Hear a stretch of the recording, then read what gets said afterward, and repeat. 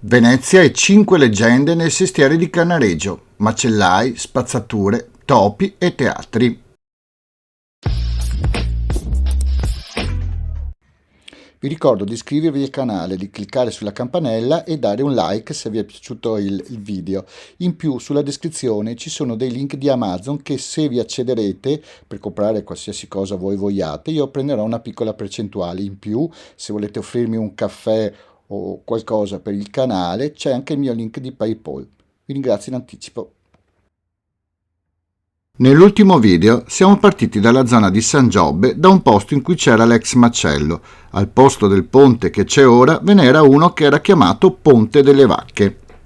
La provvista delle carni non fu mai trascurata dai veneziani e sulle beccarie si era fin dagli antichi tempi istituito un ufficio di tre nobili che nel 1545 prese con decreto del Senato il nome di provveditori sopra le beccarie. A San Giobbe nel 1713 esistevano 2 beccarie grandi, con magazzini dove si ammazzavano i manzi, tenuti in affitto dai beccheri, i quali pagano per affitto soldi 4 per ogni manzo che si ammazza.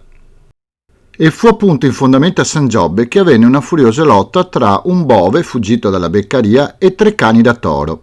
Il bue, ferito dai cani, divenne furibondo. Con una terribile cornata prese in pieno un cane e lo sbatté per terra agonizzante. Poi si gettò in canale inseguito dagli altri, resi sempre più feroci. Nell'acqua la lotta fu accanita, ma breve. Al bue furono staccate le orecchie e dovettero accorrere in barche beccai con funi e bastoni, e alla fine fu legato e mezzo morto condotto a riva. Saponello, beccher di San Giobbe. Sempre vicino al ponte di San Giobbe abitava nel 1773 la famiglia Saponello, di cui Zuane, figlio di Francesco, era uno dei capi beccai delle beccherie grandi, in San Giobbe. Fra lui e Francesco Rizzo, detto Elfio del Ciompo, correvano vecchi rancori per gelosia, per l'amore che Marina Saresin della contrada di San Juan de Collado portava a Rizzo con grande invidia del Saponello. Nell'ultima domenica del Carnevale del 1774, il doge Elvisimo Cinigo IV aveva ordinato la corrida dei tori molati, liberi, nella corte di Palazzo Ducale, e tale corrida era combattuta unicamente dai beccai, i quali in numero di 20 montavano la guardia al palazzo stesso in luogo degli arsenalotti. Il Saponello ed il Rizzo erano i 2 campioni più quotati per l'uccisione del toro, ma quel giorno la fortuna rise al Saponello. Questi volle donare il trofeo delle corna del toro alla Marina, ma la fanciulla rifiutò perché preferiva il Rizzo. Il 10 novembre 1774 i 2 si incontrarono a San Moisè ed il Rizzo proruppe: «I corni tienli per ti quando ti sarà maridà». Il Saponello trasse un pugnale e, cieco d'ira, colpì a morte il suo avversario. Zuane Saponello riuscì a fuggire e il 1 settembre 1775 fu bandito in perpetuo con la pena di morte in caso d'arresto e 2000 lire di taglia, ma non fu più rivisto. Da San Giobbe proseguiremo per tutto il Rio di Cannaregio per andare verso la strada nuova in cui avremo le prossime 2 leggende.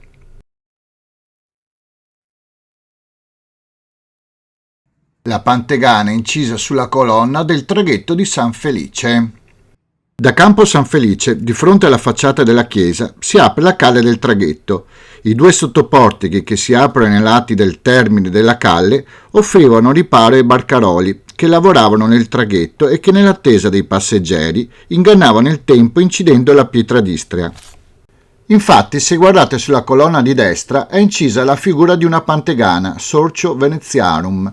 Sopra la figura si trova incisa anche la data 1643 del probabile avvistamento.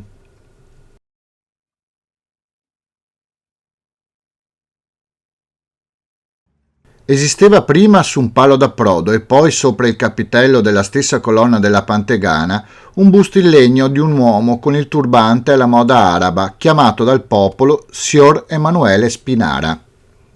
Nelle vicinanze di questa scultura i veneziani depositavano nottetempo dei bigliettini che dileggiavano e si facevano beffe dei costumi delle persone e delle istituzioni.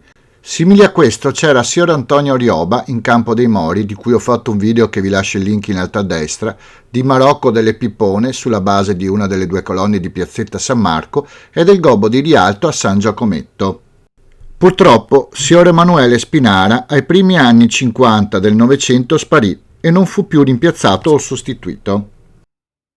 Proseguendo per la strada nuova avremo la nostra prossima leggenda, le scoasse spazzature gettate nei rii a Santa Sofia. Un bando a stampa dei provveditori di comune nel 1558 aveva proibito la mala consuetudine di buttare ruinazzi, sconcezze ed altre immondizie nei rii e sopra le strade pubbliche. I trasgressori erano minacciati non soltanto di pene pecuniarie, ma persino di essere frustati attorno la contra. Cominciarono subito le denunce, che in soli 3 giorni furono 72 nel sestiere di Dorsoduro, 100 a Castello, 150 a Cannareggio. Poco tempo dopo, in Rio de Santa Sofia verso il Canal Grande, dalle case del Priuli veniva gettato in canale un cesto pieno di ruvinazzi ed altre immondizie, e conosciuta la colpevole in una domestica di Caprioli, tale Sgualda da Campalto, la fecero arrestare. Il patrizio Polo Priuli offrì la somma di 10 ducati, ma non servì a nulla. La Sgualda fu condotta in campo Santa Sofia e ricevette sul dorso nudo i 10 colpi di frusta, mentre il banditore ad ogni colpo gridava: per aver buttato ruinazzi e sconcezze in Rio de Santa Sofia, condanno del canal e vergogna della terra. Proseguendo avremo la nostra nuova leggenda, che a San Giovanni Grisostomo parlerà dei teatri dei Grimani, il Malibran e quello di San Benetto. Alla fine del Seicento si contavano a Venezia 14 teatri. Tra questi il più grande della Repubblica era quello di San Giovanni Grisostomo, oggi Teatro Malibran, il teatro allora più famoso d'Italia e forse d'Europa, capace di circa 2700 spettatori. Lo aveva fabbricato nel 1674 il patrizio Giovanni Grimani, sul terreno sopra il quale sorgevano le case dei Polo, vicino alla corte del Milion, così chiamato a ricordo dell'opera famosa Il Milione, che racconta dei viaggi compiuti tra il 1271 e il 1295 del celebre Marco Polo, nell'estremo oriente. Il teatro di San Giovanni Grisostomo si aprì al pubblico nel 1678 ed era unico nel suo genere. Il Grimani istituì per primo quelle file di stanzine sovrapposte, gli uni agli altri, chiamati palchetti. Dal soffitto dipinto ad affreschi scendeva per mezzo di un meccanismo un gran lampadario a 6 bracciali, che scompariva durante la rappresentazione. I palchetti scintillavano di sculture dorate che imitavano vasi, anfore, conchiglie, uomini armati, gruppi di amorini, simboli e maschere. Ingenti somme furono spese per la sua costruzione e per le sue rappresentazioni, ma purtroppo l'arte non ricambiò i sacrifici fatti per essa e con il decadere del teatro di San Giovanni Grisostomo, un nipote del Grimani, Giovanni, costruì un nuovo teatro nel 1755 a San Benetto con attrattive più moderne, ora Rossini, che divenne per poco tempo il teatro più elegante di Venezia.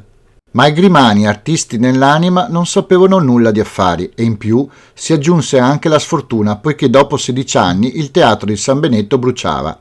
Si ricostruì, ma ormai la famiglia Grimani era quasi rovinata e il suo bel sogno d'arte era svanito. Spero che il video vi sia piaciuto, fatemi sapere se volete altre leggende, scrivetemelo nei commenti e se avete suggerimenti per altri video io sono qua. Buona giornata.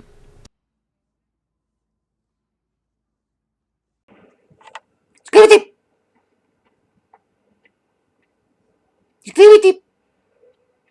Iscriviti!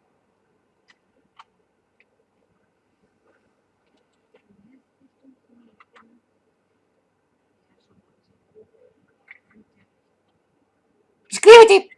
Iscriviti! Iscriviti! Iscriviti!